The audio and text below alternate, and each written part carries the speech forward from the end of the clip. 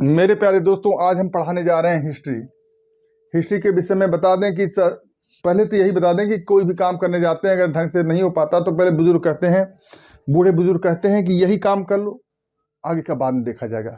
पहले चलना सीख, दौड़ना बाद में देखा जाएगा। तो ठीक इसी तरह से मैं कहना चाहता हूँ, हिस्ट्री अगर हम पढ़ने जा रहे हैं तो पहले हमें हिस्ट्री के विषय में जानकारी होनी चाहिए कि हिस्ट्री किसे कहते हैं। पहले ये तो जान लेते हैं। तो हिस्ट्री के विषय में बस एक शब्द ध्यान रखो, ये क्या लिखा मैंने, मानव। ये लिखा है मानव, ढंग से लिखा है कि नहीं लिखा आप देख लीजिएगा। जैसे मानव तो क्या है, मानव की वशिष्ठ घटनाओं का, मानव के जीवन की वशिष्ठ घटनाओं का वर्णन ही हिस्ट्री कहलाता है। और वो कौन सी वशिष्ठ घटनाएं हैं जिनका वर्णन हिस्ट्री कहलाता है? वो कुछ भी हो सकता है, वीर गाथा हो सकती है, परंपरा हो सकती है, या फिर ऐतिहासिक स्रोत भी हो सकते हैं। ऐतिहासिक स्रोत क्या कह दें, साक्ष्य कह दें। ऐतिहासिक साक्ष्य भी जितने हैं वो उनकी बात कह रहे हैं कि इनके विषय में जब चर्चाएं होती हैं तो वही हमारा इतिहास कहलाता है, उसी को हम पढ़ते हैं। अगर आप देखें इतिहास के शुरू के पन्ने से लेकर के लास्ट के पन्ने तक, इसके अलावा कुछ मिल जाए तो हमसे कहिए। टोटल यही तो है इतिहास। इसको पढ़ लिया, इतिहास खत्म हो गया। तो क्या इसका मतलब ये समझे हम कि इतिहास इतने पर ही खत्म हो गया? नहीं बाबा, इतने पर नहीं खत्म हो गया, अभी बहुत आगे है ये। लेकिन शुरू में इतिहास को अगर समझना चाहें तो इतिहास है क्या, तो हम कह सकते हैं मानव जीवन की वशिष्ठ घटनाओं का उल्लेख ही इतिहास कहलाता है, जिसमें जैसे वीर गाथा हो गया, परंपरा हो गया, ऐतिहासिक साक्ष्य वगैरह हो गया। इन सब के विषय में जानकारी लेना जो है वही हमारा इतिहास कहलाता है। ठीक है, और वही चीज़ें हमारा तमाम चीज़ें जो है मिलती हैं। अच्छा, तो एक बात है, ऐतिहासिक से में हमको इतिहास के विषय में जब हम पढ़ते हैं तो इतिहास में किस आधार पर पढ़ते हैं? तो इतिहास पढ़ा जाता है साक्ष्य के आधार पर। किसका? ये देखिए, अगर दिखाई दे रहा हो तो ये साक्ष्य लिख दिया मैंने। साक्ष्य के आधार पर ही इतिहास का हम जो है खोज करते हैं। कोई भी इतिहास है सिर्फ इसी पर निर्भर है, साक्ष्य। साक्ष्य में भी कौन सी दो चीजें होती हैं? एक होता है लिपि। लिपि बताने की जरूरत नहीं है, अगर आप पढ़ाई कर रहे हैं तो इतना समझते हैं लिपि किसे कहते हैं। और दूसरी चीज होता है पुरातात्विक अभिलेख।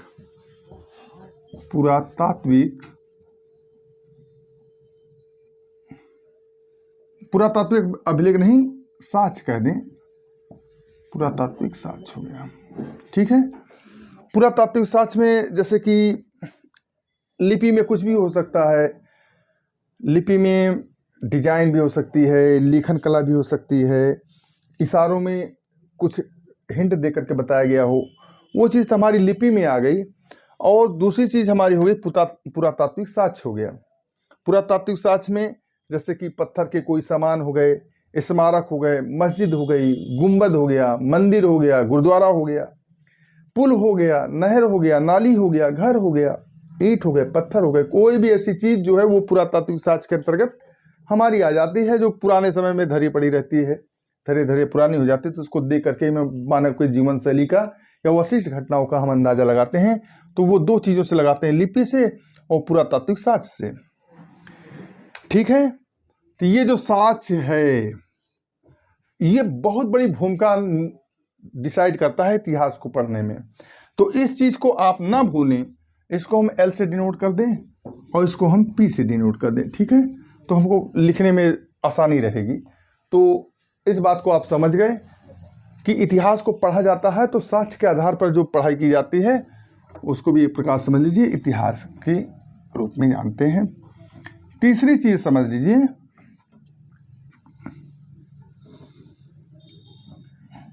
कि इन साक्ष्यों का संग्रहालय कहां पर है। हिस्ट्री का संग्रहालय कहां पर है?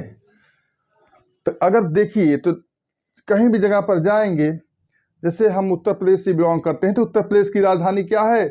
तो सभी बताएंगे लखनऊ है।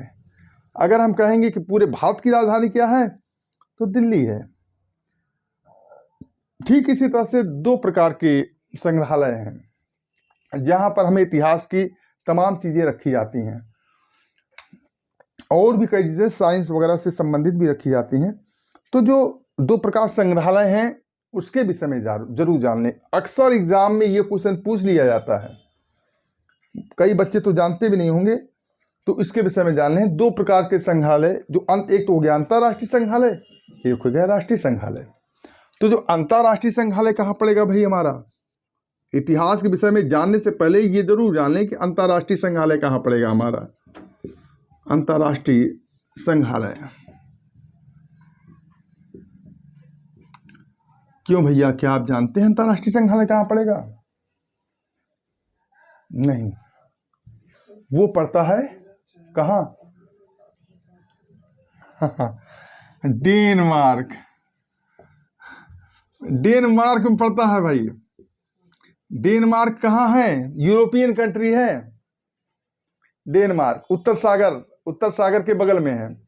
जो हमारा अटलांटिक सागर है उसी के कहते हैं नदियाँ एक घाट बहुतेरे, नदी एक है घाट प्रकार के होते हैं। उसी तरह अटलांटिक महासागर का ही पानी उत्तर सागर कहलाता है।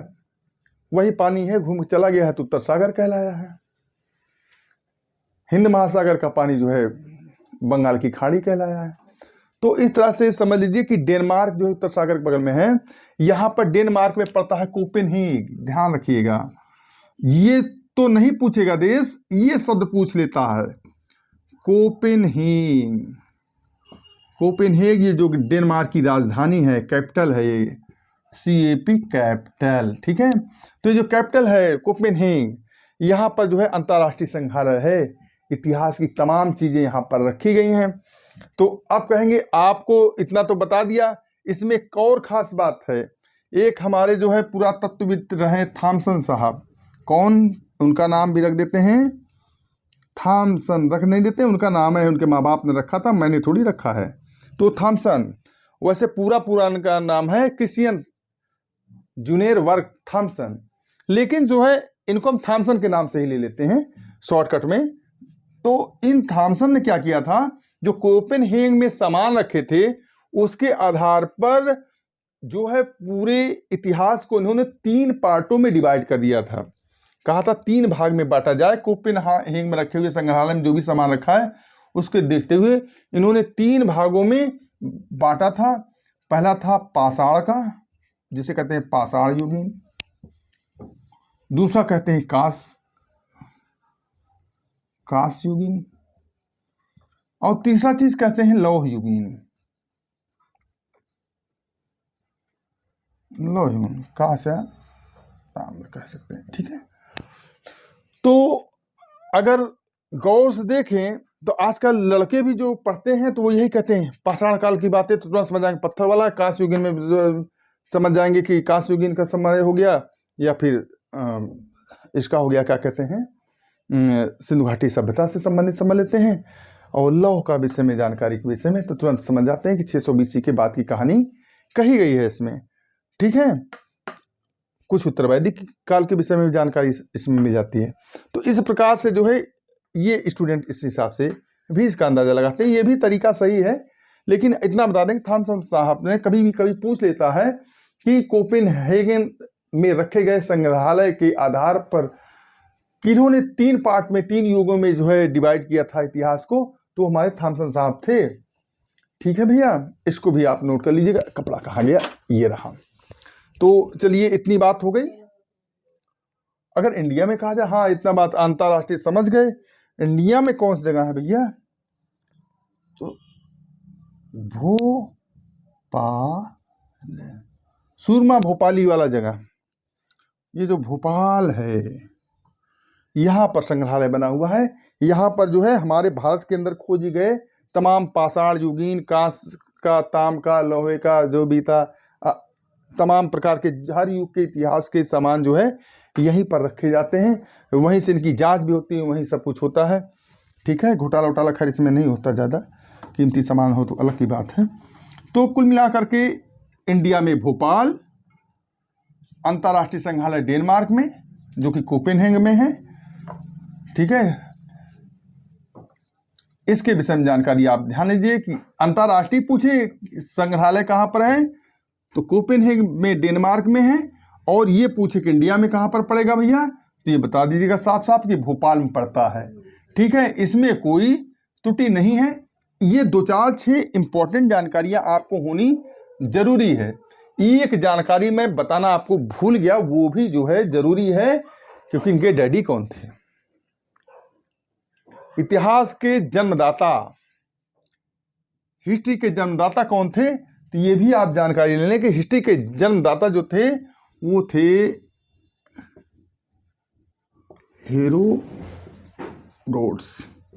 हेरोडोटस थे इतिहास के जन्मदाता। ठीक है, कभी पूछ लेता है कि इतिहास के जन्मदाता कौन है, 4-6 नाम दे देगा, आप उसमें कंफ्यूज हो जाएंगे, दायां बायां घूमेंगे, घूम करके घर चले जाएंगे, पता चलेगा आंसर गलत लग गया है। तो याद रखिए, तरीका भी मैं बता दूं, हिस्ट्री में क्या शब्द है, एच, और हेरोडोटस में हा शब्द, यानी ये भी क्या चीज़ है, एच। दोनों चीज़ें क्या हैं, हिस्ट्री से संबंधित है। ठीक है, तो इतिहास के जो जन्मदाता हैं ये कौन है भाई साहब, हेरोडोटस हैं। ठीक है, इस बात को ध्यान में रखा जाए। ठीक है, क्या आप इस बात को ध्यान में रखेंगे, रखो, चाहे तेल लेने जाए, हमसे क्या लेने देना, हमारा काम है पढ़ाना, पढ़ो चाहे पढ़ो। ठीक है, अगली बात पढ़ते हैं हम लोग। अब इतनी बात तो हम इतिहास के विषय में जानकारी ले लिए हैं, एक बात और समझ लेते हैं। हिस्ट्री आपको भी बोरिंग सा भले लग रहा हो, लेकिन धीरे धीरे मैं इसको बहुत ही ज्यादा इंटरेस्टिंग बना दूंगा, समझे भैया, और बहुत प्यारा समझ में आएगा आपको। इतिहास के विषय में ही अब शुरुआतें करने जा रहे हैं, और ये प्रारंभिक चैप्टर है, और स्टोन एज से शुरू करूंगा। और आपको बता दें, स्टोन एज से लेकर के 600 BC तक में कोई भी एग्जाम को उठा लो, अगर बड़े एग्जाम है तो उसमें 6 से 7 क्वेश्चन आते हैं। स्टूडेंट को दिलचस्प नहीं लगता है, उसी में इंसान अटक जाता है, लेकिन आपको मैं इसको दिलचस्प बना रहा हूं, बढ़िया से समझाने की कोशिश कर रहा हूं। चलिए, ज़्यादा समय नहीं लेंगे, बता दें इतिहास को पढ़ने के लिए सबसे बड़ी इंपॉर्टेंट चीज़ मैंने अभी आपको बताई थी, किस चीज़ की आवश्यकता होती है, साक्ष्य की। इतिहास को पढ़ने के लिए साक्ष्य की आवश्यकता होती है। किसकी आवश्यकता, प्रूफ की। प्रूफ होगा तभी बताओगे भैया फलानी जगह पर ये हुआ था। तो साक्ष्य समझ लीजिए, साक्ष्य, प्रूफ, साक्ष्य जो है, साक्ष्य की आवश्यकता पड़ती है। और साक्ष्य में भी 2 चीजें हैं, एक है लिखित, दूसरा है पुरातात्विक। समझ गए आप मेरी बात को, इसको आप इसी में समझिए, LOP में लिखित भी है और पुरातात्विक साक्ष्य है। इसी आधार पर हम इतिहास को खास करके पढ़ते हैं। आज का स्टूडेंट, आप जो हम क्लास पढ़ाएंगे वो इसी के दम पर पढ़ाएंगे। और देखिए, और इस लिखित साक्ष्य के आधार पर इतिहास को 3 पार्ट में डिवाइड कर दिया गया है। 3 पार्ट कौन कौन से हैं, तो पहला पार्ट है प्रागैतिहासिक काल, दूसरा है आदि ऐतिहासिक काल, और तीसरा है ऐतिहासिक काल। समझ गए मेरी बात। इस L&P के चक्कर में लिखित और पुरातात्विक साक्ष्य के आधार पर इतिहास को 3 पार्टों में डिवाइड कर दिया गया है। लिखित साक्ष्य, प्रागैतिहासिक काल, और दूसरा हो गया आद्य ऐतिहासिक काल, और तीसरा हो गया ऐतिहासिक काल। तो जरा दिखने में शायद दिक्कत हो तो मैं हट जाया करूंगा, लिख देने दो, बोर्ड छोटा है, ज़्यादा अमीर टीचर नहीं तुम्हारा जो है कि जैसे आजकल बढ़िया बढ़िया वो रखते हैं बोर्ड वगैरह, किसी तरह मांग के एक स्कूल चलाया हूँ भाई साहब आप लोगों को पढ़ाने के लिए, लेकिन कोई जो है कमी आपको पढ़ाई में नहीं नजर आएगी। एक अच्छे गुरु की तरह मैं आपको नॉलेज दूंगा। तो पहला हो गया प्रागैतिहासिक काल, दूसरा चीज क्या हो गया हमारा,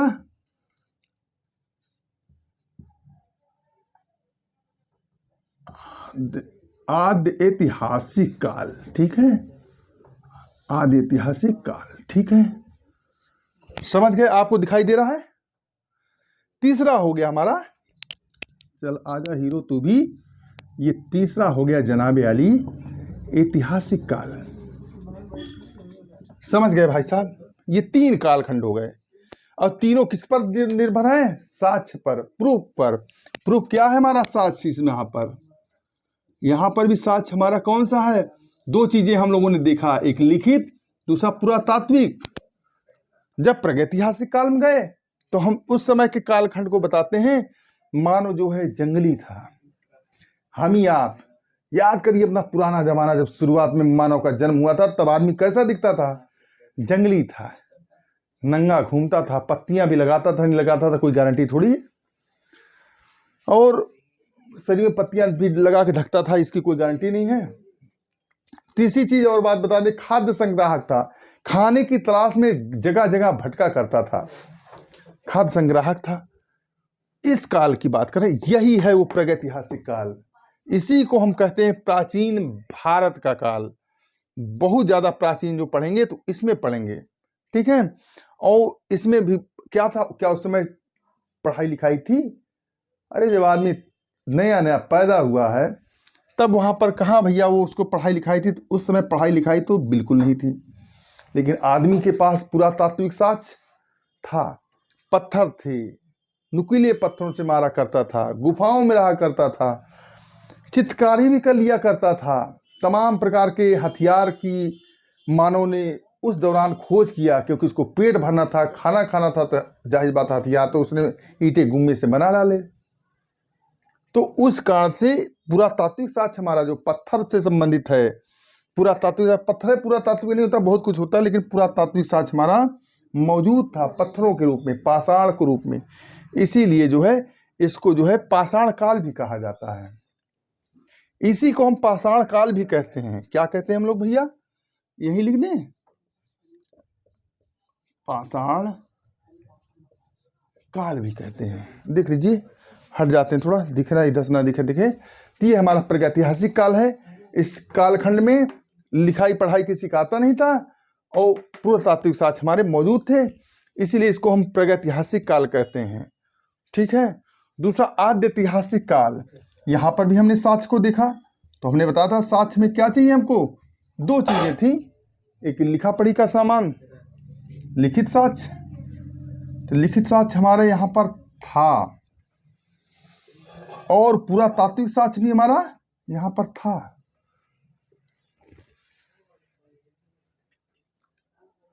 और ऐतिहासिक काल में भी हम जाएं, अगर यहाँ का साक्ष्य हम देखें क्या पाया जाता है, यहाँ भी हमने तलाशा क्या साक्ष्य है। तो यहाँ पर भी लिखित साक्ष्य था और पुरातात्विक साक्ष्य भी था। लेकिन कहेंगे जब यहाँ भी लिखित साक्ष्य है, यहाँ पुरातात्विक साक्ष्य है, यहाँ लिखित साक्ष्य है, यहाँ पुरातात्विक साक्ष्य है, हर जगह पुरातात्विक साक्ष्य है, और जिन दोनों जगहों पर है लिखित साक्ष्य मौजूद है, तो फिर दोनों में समय में अंतर क्या है? समय बस इतना, सिर्फ इतना सा खासकर अंतर है कि इस युग की जो, इस समय की जो लिपि थी वो पढ़ी नहीं जा सकी आज तक। ऐसे रंगबाज लोगों ने लिखी, ऐसे हिटलर लोगों ने लिखी, क्योंकि उस कालखंड के बाद जो दूसरा कालखंड आया था, जो ऐतिहासिक काल आया था, उसमें थोड़ा गैप हो गया था। तो यहाँ की जो लिपि थी अभी तक हमारे यहाँ के लोग पढ़ नहीं पाए हैं। बड़े बड़े दिग्गज पैदा हुए, सूरमा पैदा हुए, लेकिन उन्होंने लिखित साक्ष्य को पढ़ नहीं पाए, और इस कारण से जो है ये आद्य ऐतिहासिक काल कहलाया।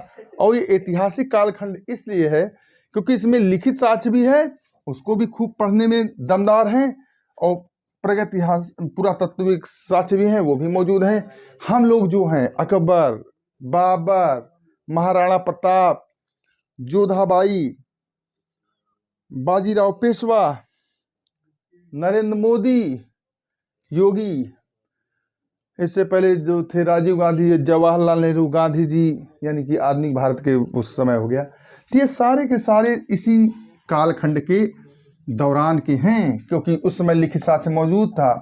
तमाम प्रकार के लेखक वगैरह उत्पन्न हुए, उन्होंने अपनी राजा की बड़ाई में तमाम बातें लिखी, तमाम कविताएं लिखी गईं।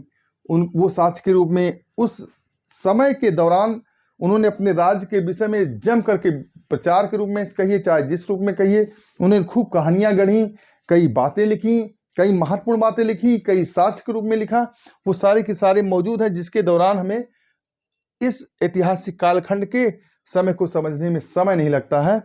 तो इसलिए जो है इसको हम क्या कहते हैं, ऐतिहासिक काल कहते हैं। और आद्य ऐतिहासिक काल इसलिए कहा गया है कि ऐतिहासिक तो है, पुरातात्विक साक्ष्य मौजूद है, लेकिन आद्य ऐतिहासिक आधा है समझो, क्योंकि इसमें जो है लिपि को पढ़ा नहीं जा सका है। तो निशान तो लगा है, लिपि तो मौजूद है, लेकिन इसको पढ़ा नहीं जा सका है। ठीक है, तो अगर गौर से देखें तो इसको एक बार दोबारा रिपीट कर देते हैं कि हिस्ट्री को जो है साक्ष्य के आधार पर, साक्ष्य क्या है, एक तो लिखित साक्ष्य हो गया, यहां लिख भी देते हैं कि लिखित साक्ष्य, ठीक है, लिखित साक्ष्य हो गया, और दूसरा हो गया पुरातात्विक साक्ष्य। ठीक है भैया, पुरातात्विक साक्ष्य, ठीक है, इससे आपको दिक्कत नहीं होगी। तो हिस्ट्री को जो है साक्ष्य के आधार पर, लिखित साक्ष्य और पुरातात्विक साक्ष्य के आधार पर जो है 3 पार्टों में डिवाइड किया गया है। पहला है प्रागैतिहासिक काल, दूसरा है आद्य ऐतिहासिक काल, तीसरा है ऐतिहासिक काल। तो भाई जो साक्ष्य था, उस साक्ष्य में 2 ही चीजें थी, एक थी लिपि, दूसरा था पुरातात्विक साक्ष्य। तो आद्य ऐतिहासिक काल में जो है लिपि को पढ़ा नहीं जा सका है, पुरातात्विक साक्ष्य तो हर कालखंड में मौजूद है, इंसान है तो पुरातात्विक साक्ष्य मौजूद है। दूसरे में जो है आद्य ऐतिहासिक काल है, जहां पर लिपि तो है लेकिन उसको पढ़ा ही नहीं जा सका है। इसमें लिपि तो थी नहीं, प्रागैतिहासिक काल में लिपि नहीं थी, और इस काल में आदि ऐतिहासिक काल में लिपि तो थी लेकिन इसको पढ़ा नहीं जा सका, और पुरातात्विक साक्ष्य तो मौजूद था। और ऐतिहासिक काल खंड में लिपि भी पढ़ी जा गई है, पुरातात्विक साक्ष्य भी मौजूद है, और अभी इन सब के कंपेयर में ये वाले बिल्कुल टनाटन कंडीशन में है, इसलिए इसको जो है पढ़ने में बहुत ही आसानी होती है। तो इतनी सी बात अगर आप समझ गए हैं तो हम अगले पॉइंट की तरफ बढ़ते हैं। जिसको फोटो खींचना हो, लिखना पढ़ना हो, इसी के दौरान पढ़ लेना, इतना फालतू समय नहीं है कि मैं आपको बैठ करके जो है नोट कराऊं। हालांकि मेरी कोशिश यही रहेगी कि आपको ज़्यादा से ज़्यादा मजबूत कर दूं, ताकि आप जो है अपने जब भी एग्जाम हॉल में जाएं एक सुपर पावर बन करके सामने वाले के सामने खड़े हो जाएं। और उसमें हम कोई कोताही नहीं बरतेंगे, आपको अच्छा लगे चाहे बुरा लगे, बनाएंगे मजबूत, लेकिन भाई होशो हवास में। ठीक है, जोगी वाला सिस्टम है, वोट दो चाहे न दो, काम अपनी मर्जी का करेंगे। ठीक, हाँ, अब आते हैं इतिहास के विषय में। इतिहास के विषय में मैं आपको बताना चाहूंगा कि इतिहास की शुरुआत हम स्टोन एज के साथ में शुरू करेंगे, शुरुआत वहीं से करेंगे और अंत तक लेकर चलेंगे, फुल एंजॉयमेंट के साथ में लेकर चलेंगे। तो चलिए हम लोग चलते हैं स्टोन एज की तरफ। स्टोन एज यानी कि हिस्ट्री को हटाओ, पाषाण काल को लेकर के आओ। पहला जिसे हमने अभी 3 पार्ट में डिवाइड किया था, प्रागैतिहासिक काल, आद्य ऐतिहासिक काल और ऐतिहासिक काल। तो हम पहला शब्द पढ़ेंगे प्रागैतिहासिक काल, प्रागैतिहासिक काल। और इसी कालखंड को हम विस्तार से लेकर के चल रहे हैं, और ज़्यादा लंबा नहीं खींचेंगे, खटाखट खत्म भी करते चलेंगे, लेकिन आपको याद होना चाहिए, इसलिए जो है थोड़ा मजे से पढ़ाते हुए लेकर चलेंगे। ठीक है भैया, तो ये प्रागैतिहासिक काल है, और प्रागैतिहासिक काल को ही हम क्या कहते हैं, प्रस्तर युग भी कहते हैं। क्या कहते हैं, प्रस्तर युग कहते हैं।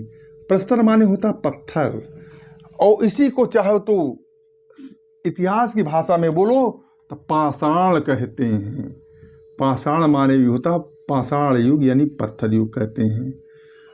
और इसी को और क्या कहते हैं, फिल्मों में जाओ तो फिल्मों में कहेंगे इसको क्या, एक पिक्चर भी आई थी, इसमें एक बच्ची थी काफी जंगली टाइप की, स्टोन एज। स्टोन एज कहेंगे।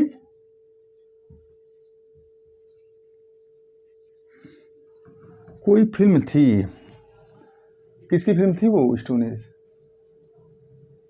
एक लड़की थी जंगलों में, वो पत्थरों में रहा करती थी, बाद में वो, खैर छोड़ो जाने दो।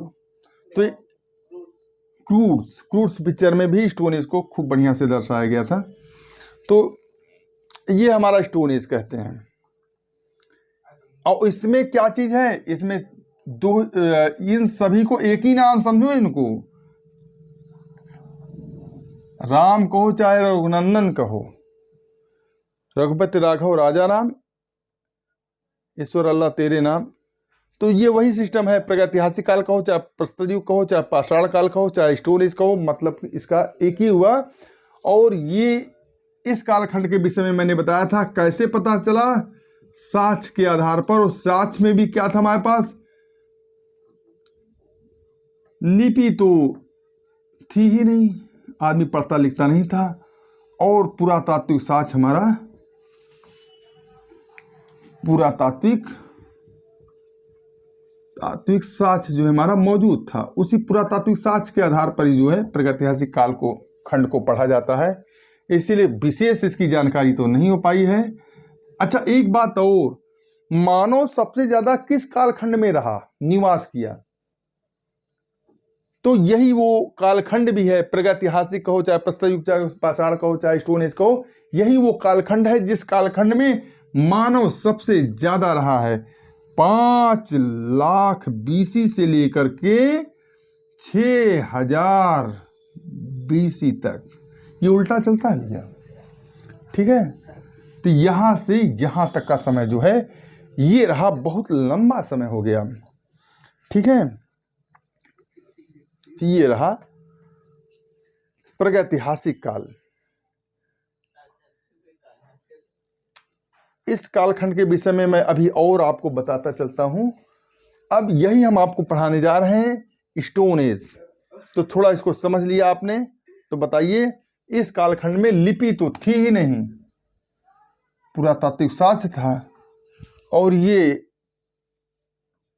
आदि मानव है। खुशी ना रखें, थोड़ा इसको नॉर्मल रख दें, क्योंकि जो है उस समय बड़ा डिस्टर्ब था कि इसका करें तो क्या करें। तो ये जो आदि मानव है, ये खाना बदोश था, ये खाने के लिए तलाश में घूमता रहता था, इसके साथ ये पत्थरों को भी लेकर के चलता था, गुफाओं में रहता था, गुफाओं के अंदर भी रहता था, और जो है तमाम बातें थीं। इसको आग की जानकारी बाद में हुई, धीरे धीरे आग की जानकारी हुई, धीरे धीरे तमाम काम हुए। लेकिन ये जो है, इसको पढ़ना लिखना नहीं आता था, यानी स्कूल का बैग वगैरह इसके पास नहीं था, पढ़ाई लिखाई नहीं आती थी, लिपि का ज्ञान नहीं था, सीधा सीधा मोटा मोटा समझ लो। तो मैं मजाक बता रहा हूँ ताकि आप लोगों को याद हो जाए, लेकिन इसको लिपि का ज्ञान नहीं था, क्योंकि उस समय लिपि डेवलपमेंट नहीं थी। लेकिन प्रस्तर पत्थर यानी पत्थरों के सहारे अपने जीवन को यापन करता था, खाद्य संग्राहक था, भोजन की तलाश में दिन ब दिन भटका करता था, और जो है इसलिए जो है इस तरह का मानव जो है उस समय खा जाए तो खाद्य संग्राहक था, जंगली था, घूमता था, फिरता था, ऐश करता था, टेंशन नहीं रहती थी। और इतिहास का नहीं, जहाँ तक मेरा सेल्फ का सोचना है मेरे भाइयों, इस प्रागैतिहासिक काल का जो मानव था उसको कभी हार्ट अटैक नहीं आता होगा। हार्ट अटैक इसलिए नहीं आता होगा क्योंकि किसी प्रकार के सोचने की आवश्यकता नहीं थी, ना तो कपड़े की टेंशन थी, ना कमाने की टेंशन थी, सिर्फ खाने की टेंशन थी। आपने कभी आज तक जल्दी किसी जानवर, भैंस को ब्लड शुगर या बीपी या हाई तो देखा नहीं होगा आपने। तो इसी तरह समझ लो उस समय उसकी ज़िंदगी आधा से ज़्यादा तो जानवरों जैसी ही थी। तो वो सब स्वस्थ रहते हो रहे होंगे, ये मैं भगवान से मनाता हूँ। हमारे पूर्वज जो थे स्वस्थ थे। पहचान लो, आपके पूर्वज के विषय में ही कहानी करने जा रहा हूँ। अब इनके विषय में जानकारी हमको कहाँ से मिली, इसके विषय में हम जानना चाहेंगे। तो सबसे पहला शब्द आता है हमारा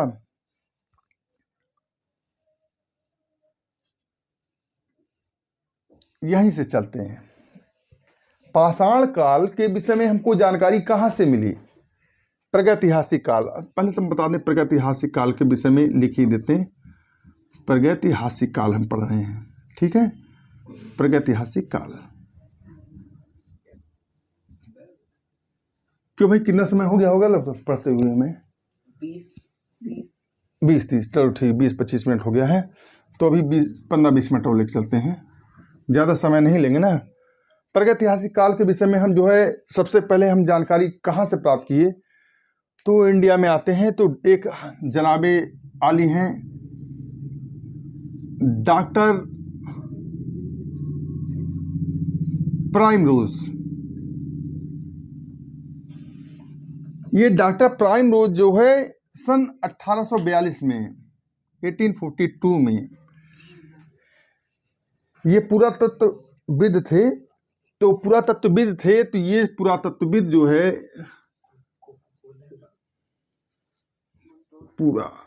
पुरातत्वविद थे। तो ये पुरातत्वविद सबसे पहले गए कर्नाटक। कहाँ गए भैया? ये कर्नाटक। और कर्नाटक में ही एक जनपद पड़ता है रायचूर। रायचूर जिला है एक। उस रायचूर जिले के अंदर भी ये और ज्यादा घूमते फिरते रहे थे। डॉक्टर घूमने क्या जरूरत थी, लेकिन चलो रायपुर जिले में घूमते फिरते रहे। तो वहां पर ये पहुंचे लिंग सगूर नाम की एक जगह पर। और उस लिंग सगूर नाम की जगह पर सबसे पहले इन्होंने, यही वो जगह है जहां पर लिंग सगूर नाम की जगह पर सबसे पहले इन्होंने खोज किसकी की? तीर की फलक। तीर के फलक की खोज किया। और दूसरी चीज हमारा खोज किया छुरा। इन दो चीजों की खोज किया। और इन्होंने पहली बार खोज किया, इन्होंने बाजी मार लिया। और बाजी मार लिया क्योंकि पहली खोज इन्होंने किया। तो ये कहलाए कौन? प्रागैतिहासिक काल के जन्मदाता। प्रागैतिहासिक काल के जनक इन इंडिया। इन इंडिया, ठीक है। इतनी सी बात समझ गए आप? प्रागैतिहासिक काल के जनक कहलाए, यही थे डॉक्टर प्राइम रोज। प्राइम रोज थे 1842 में, पुरातत्वविद थे। कर्नाटक में गए, कर्नाटक में रायचूर जिले में गए। रायचूर जिले में लिंग सगूर नाम की जगह है, वहां पर गए। बनी क्षेत्र है, तो वहां पर इन्होंने तीर के फलक और छुरा की खोज किया था। और इसलिए जो है डॉक्टर प्राइम रोज को क्या कहा गया? प्रागैतिहासिक काल का जनक के रूप में कहा गया, ठीक है। इस बात को 6 व्यक्तियों के विषय में आपको बताऊंगा, उसके विषय में आप समझेंगे तो मजा आ जाएगा। बेसिक चीजें हैं, पाषाण काल के विषय में पढ़ने से पहले इसके विषय में जानकारी ले लेना बहुत ही जरूरी होता है, कि कम से कम इससे हमें जानकारी तो मिल जाती है कि हाँ भाई कहाँ से क्या हुआ। शुरू हो गए पाषाण काल, पाषाण काल, अरे कम से कम उसके विषय में जानकारी तो रखो, कहाँ से कुछ जानकारी मिली। और सच कहें, कहीं ना कहीं एग्जाम से उठा करके इनके विषय में पूछ दिया जाता है, तब आदमी वहीं लटक रह जाता, करे बाप रे इसको मैंने पढ़ा ही नहीं था। जीभ 4 गज की बाहर आ जाती है। तो 4 गज की जीभ को जबान के अंदर ही रखिए और दिमाग को बाहर रखिए, तब आपको मजा आएगा। पहला शख्स तो हो गया डॉक्टर प्राइम रोज। और दूसरे शख्स के विषय में देखिए। दूसरे शख्स हैं हमारे बहुत ही इंपॉर्टेंट, बहुत ही तो नहीं है, सब इंपॉर्टेंट बना करते हैं। John Evans. John Evans, John Evans के विषय में बताते हैं आपको। क्या है जॉन इवांस? ये भी पुरातत्ववेत्ता थे। ये भी क्या है भैया? पुरातत्ववेत्ता थे, ठीक है। पुरातत्व के विषय में खोज करने वाले थे। और जॉन इवांस ने क्या किया? ये सीधा एमपी में आए। कहां पर आए? एमपी। एमपी का मतलब क्या हुआ? मध्य प्रदेश। और मध्य प्रदेश में एक जगह पहुंचे। कौन सी जगह पहुंचे? एक ऐसी जगह जहां पर रानी दुर्गावती शासन किया करती थी किसी जमाने में, वीरांगना रानी दुर्गावती। और वो जो शासन करती थी, वो जगह का नाम क्या आप जानते हैं? मध्य प्रदेश में नर्मदा नदी के तट पर। ये तो डायलॉग में हो गया, वैसे आपको दिखा दें कि ये रहा हमारा, जैसे ये मध्य प्रदेश है, तो ये जो नर्मदा नदी ये बह रही है, इसी के किनारे बसा हुआ, बीच में नर्मदा नदी मध्य में बह रही और उसके किनारे बना हुआ टी नरसिंहपुर। तो ये मध्य प्रदेश में नर्मदा नदी के तट पर, कहां पर? नर्मदा नदी के तट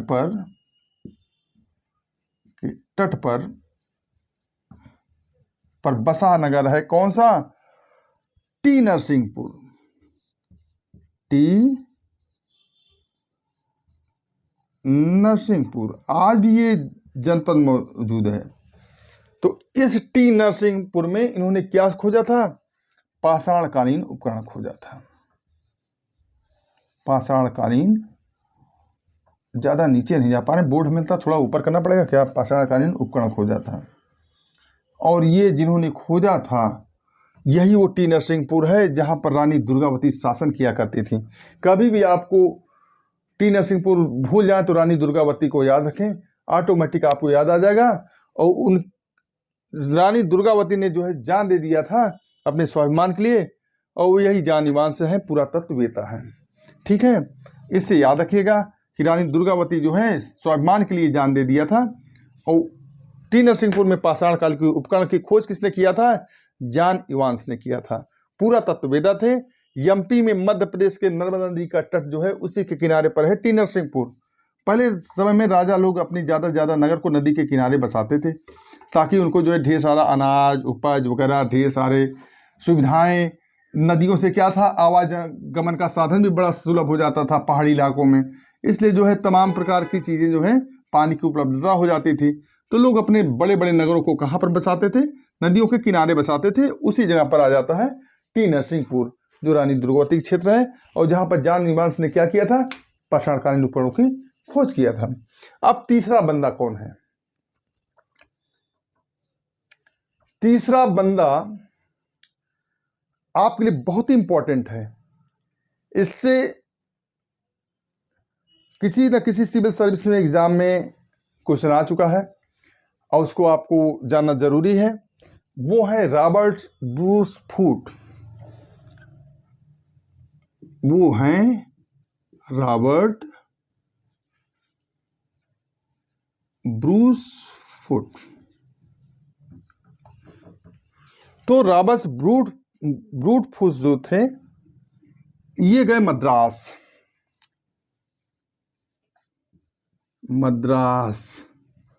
या कह दो आज की डेट में चेन्नई। शाहरुख खान की पिक्चर वाला डायलॉग, चेन्नई एक्सप्रेस। ठीक है, उस जगह पर गए तो वहां पर पहुंचे एक जगह पर पलवरम, कहीं पलवरम लिखा रहता है, मैं पलवरम लिख देता हूं, पलवरम में पहुंचे। ठीक है, और पलवरम में सबसे पहले इन्होंने खोज किया किसकी? यही मेन बहुत बड़ी चीज है, हैंड एक्स की। समझ लीजिए, ये हैंड एक्स की खोज किया इन्होंने। रॉबर्ट ब्रूस फूट मद्रास में गए, पलवरम वाली जगह पर गए, इन्होंने हैंड एक्स की खोज किया। इसमें दो बातें बड़ी इंपॉर्टेंट हैं, दोनों बातें बड़ी इंपॉर्टेंट हैं। कहा जाए कि हैंड एक्स संस्कृति कहां पर पाई गई, तो आप बताइए मद्रास किधर है? दक्षिण भारत में है। तो दक्षिण भारत की जो संस्कृति है वो है साउथ इंडियन का जो है उस पाषाणकालीन संस्कृति थी, ये दक्षिण भारत की संस्कृति थी। ठीक है, हैंड एक्स संस्कृति कहलाई। ठीक है, और दूसरी जो चीज बहुत ज्यादा पूछी जाती है कि रॉबर्ट ब्रूस फूट क्या थे। तो रॉबर्ट ब्रूस फूट का नाम लेते ही आपने अभी तक जिसको मैंने लिखा पुरातत्ववेदा या पुरातत्वविद वाले हैं, ऐसा मैंने कहा, तो आप यहां भी सीधा फर्स्ट बोल देंगे पुरातत्वविद। नहीं, वो अधूरा क्वेश्चन है। ये है भूगर्भ वैज्ञानिक, भूगर्भ वैज्ञानिक प्लस पुरातत्वविद।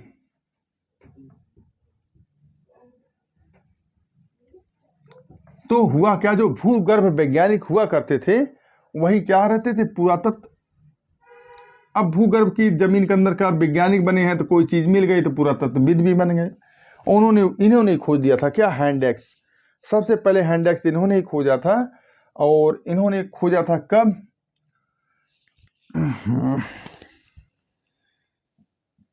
1863 में। ठीक है, तो इस बात को हमें ध्यान रखना है कि इन्होंने हैंड एक्स की खोज किया था दक्षिण भारत में।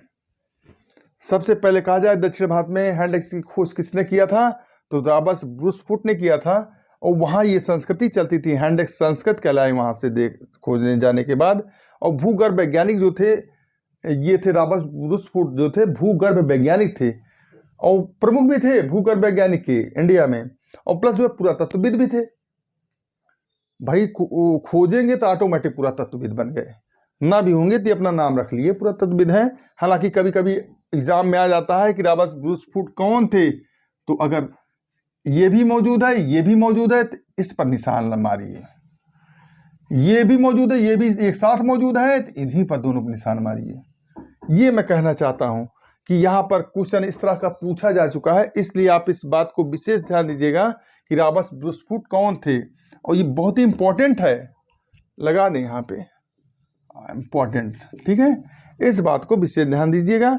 और इन्होंने हैंड एक्स की खोज किया था, इसलिए जो है ये ज़्यादा पड़ जाता। पहली बार इन्होंने खोज दिया था, जब प्राइम रोज उठा के तीर का फलक और छुरा खोज लिए थे प्राइम रोज, उसी तरह से इन्होंने किस चीज़ की खोज कर लिया था, हैंड एक्स की खोज किया था। उसके बाद तो करने वाले और भी थे, दूसरे व्यक्ति थे विलियम किंग।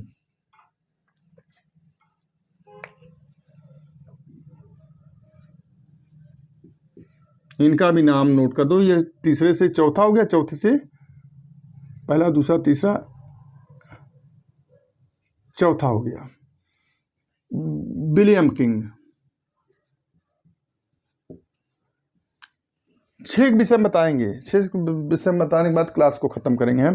तो जो विलियम किंग थे हमारे, ये भी क्या थे, पुरातत्वविद, ठीक है। सभी पुरातत्वविद याद रखिएगा। सिर्फ रॉबर्ट ब्रूसफुट के विषय में जो मैं कहूँगा कि रॉबर्ट ब्रूसफुट कौन थे, तो उन्हीं के विषय में भूगर्भ वैज्ञानिक याद रखिएगा। तो ये भी गए कहाँ पर, अतिरपक्कम में, तमिलनाडु। कहाँ पर गए भैया, तमिलनाडु, अतिरपक्कम में। अतिरपक्कम एक जगह पर है, उस अतिरपक्कम नाम की जगह पर इन्होंने क्या खोजा, ये भी रॉबर्ट ब्रूसफुट के जो है चेले समझो इनको, इन्होंने भी खोज डाला हैंड एक्स। भाई दक्षिण भारत में हैंड एक्स ही था, तो हैंड एक्स की खोज कहाँ पर की गई, अतिरपक्कम में किया गया। पूछ लेते हैं, विलियम किंग ने हैंड एक्स की खोज कहाँ किया, तो अतिरपक्कम में किया था। पलवरम में किसने खोजा था, रॉबर्ट ब्रूसफुट ने खोजा था। रॉबर्ट ब्रूसफुट क्या है, तो भूगर्भ वैज्ञानिक हैं। विलियम किंग ने कब खोजा था, ये तो पूछेगा नहीं, डेट मायने नहीं रखता है, फिर भी आप नोट कर लीजिए 1884, ठीक है। तो ये जरूरी है। अच्छा, एक डेट आपको बताना भूल गए, जैसे कि उनके विषय में क्या नाम है, जॉन इवांस जो थे, तो जॉन इवांस ने कब गए थे भाई, आप लोग बताइए, बता तो पाओगे नहीं, आधे लटके रहोगे रास्ते में ही कि कब गए थे जॉन इवांस।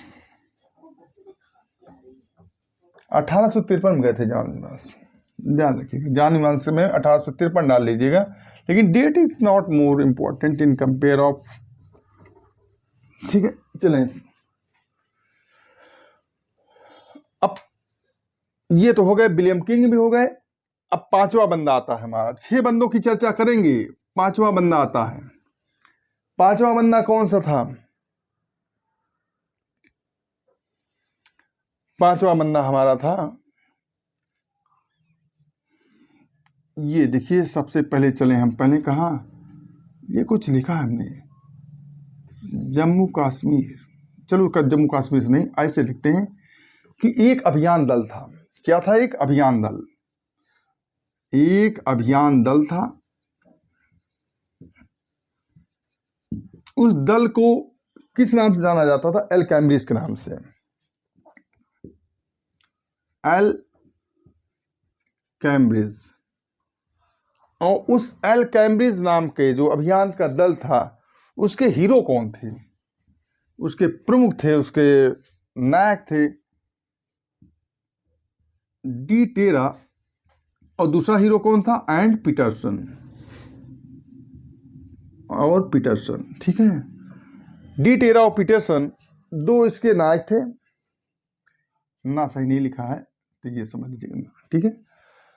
और इन्होंने क्या किया था, ये चले गए फिर कहाँ पर, ये फिर भटके और चले गए जम्मू एंड कश्मीर। वहां पर कौन सी शिवालिक पहाड़ी है, शिवालिक पहाड़ी। और इस शिवालिक पहाड़ी पर वो कहाँ गए, पोतवार का पठार गए, पोतवार का पठार। और वहां पोतवार के पठार पर इन्होंने खोजा क्या चीज, वही चीज जो सब खोज रहे हैं, पाषाण कालीन उपकरण और ढेर सारे मात्रा में प्राप्त किए इन्होंने। ठीक है, पाषाण कालीन उपकरण ढेर सारे मात्रा में इन्होंने प्राप्त किए। ये घटना है 1935 की, 1935 की घटना है। और उस दौरान जो है क्या हुआ, एक अभियान दल था, उसके जो है अल्केम्ब्रिज थे, डी टेरा पीटरसन थे। उन डी टेरा पीटरसन ने, शब्द याद रखिए, डी टेरा, हाँ, डी टेरा पीटरसन ने जो है जम्मू कश्मीर गए, शिवालिक की पहाड़ी पर गए, पोतवार के पठार पर, शिवालिक की पहाड़ी यहाँ पर थी, वहीं पर पोतवार का पठार है। ये पाक अधिकृत कश्मीर में पाया जाता है, जैसे इंडिया है। तो ये वाले हिस्से पर पाया जाता है। ठीक है भैया, ये ध्यान रखिएगा, ये पोतवार के पठार पाया जाता है। इसी पोतवार के पठार पर जो है इन्होंने ढेर सारे पाषाणकालीन उपकरणों की खोज किया था, जो कि शिवालिक की पहाड़ियों में पाया जाता है। ठीक है, और भी जम्मू कश्मीर में भी पाया गया, ढेर सारा लिद्दर नदी किनारे पाया गया, पहलगाम में पाया गया, बुरझूम पाया गया। ठीक है, तो इस हिसाब से देख लीजिए, तो ये हमारे 5वें बंदे थे जिन्होंने पाया है। अभियान दल लेकर के गए थे अपना, अल्केम्ब्रिज अभियान दल। पहले भी सही अंग्रेज खोजने खाजने में फाट रहे। सन 1935 की घटना है।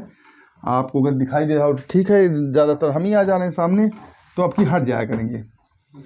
आखिरी बार है, अब हट जाएंगे और आपको जम के नोट करने के लिए मौका देंगे। नोट करिए तो ठीक, ना करिए तो ठीक। और ये 5वें को मैं तब्दील कर देता हूँ 6 में, कर दिया।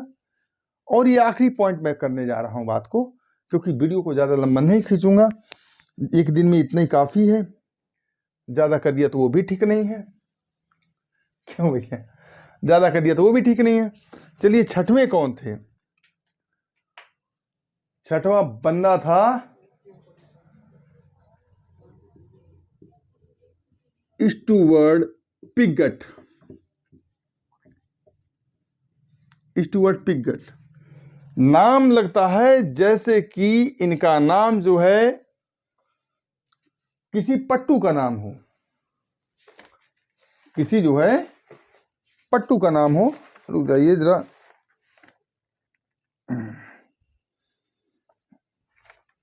तो इनका नाम जैसे लगता है किसी पट्टू तोते का नाम हो,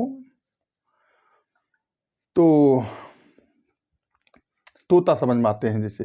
तो स्टुअर्ट पिगट साहब थे, इनकी एक बुक थी। कौन सी बुक थी?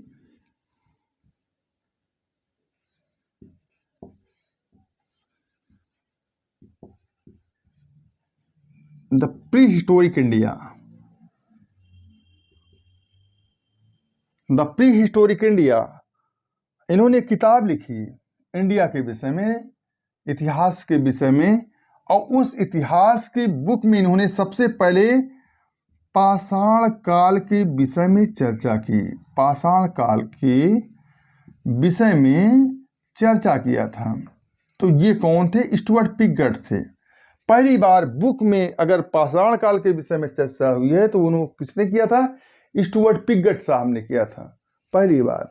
ये बात ध्यान रखिए, यही आखिरी शब्द पढ़ाने जा रहे हैं, ज़्यादा समय नहीं लेंगे। इन स्टुअर्ट पिगट की कहानी है 1950 की घटना है, 1950 की। ठीक है, यानी इससे पहले इतिहास के पन्नों में कभी दर्ज नहीं था पाषाण काल के विषय में, इंडियन पाषाण काल।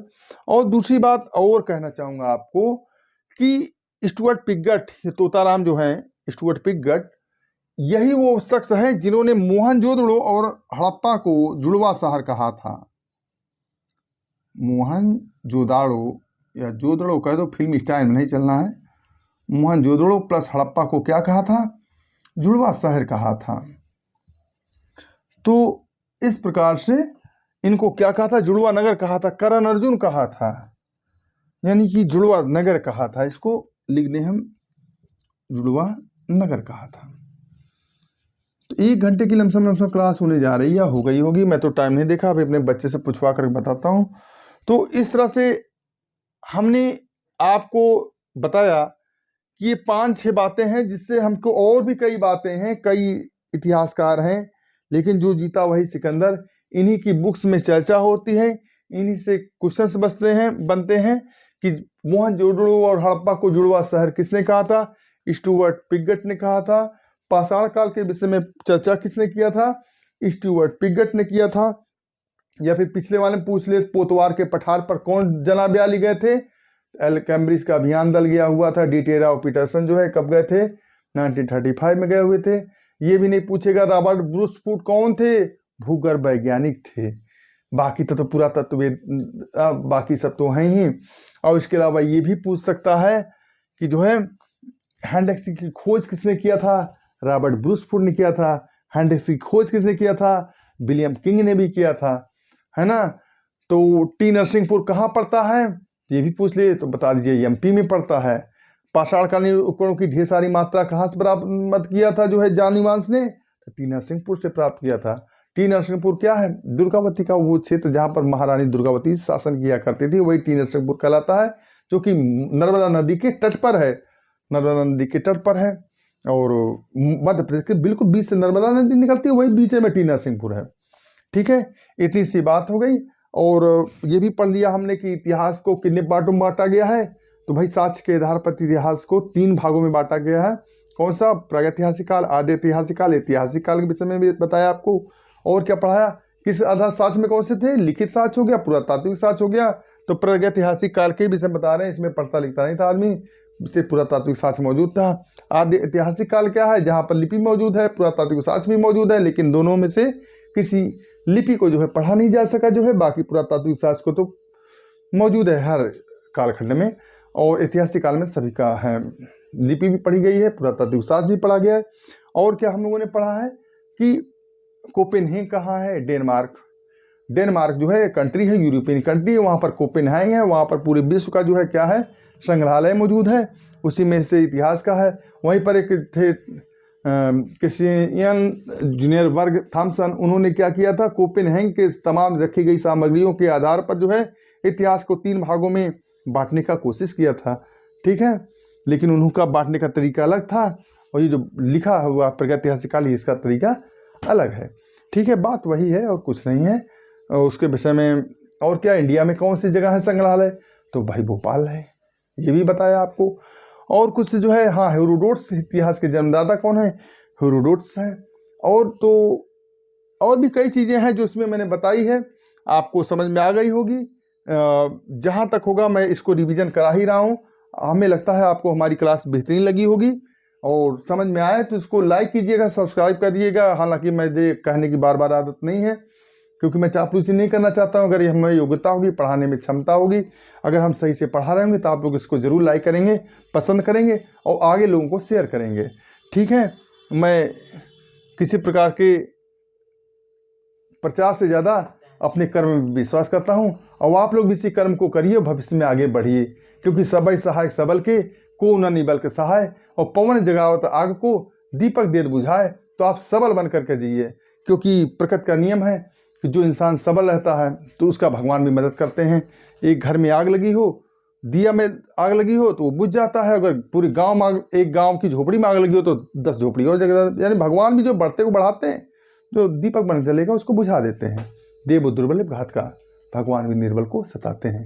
तो आप जो है मजबूत बने, हिम्मतवान बने और पढ़ाई लिखाई करें, हिम्मत से आगे बढ़ें। और जहाँ तक हो सकेगा मैं आपकी स्टडी में मदद करूँगा और इससे ज़्यादा समय नहीं लूँगा। ठीक है, आप सभी लोगों को नमस्कार। अगली क्लास में फिर मिलेंगे हम, और बढ़िया से क्लास साथ में। ठीक है।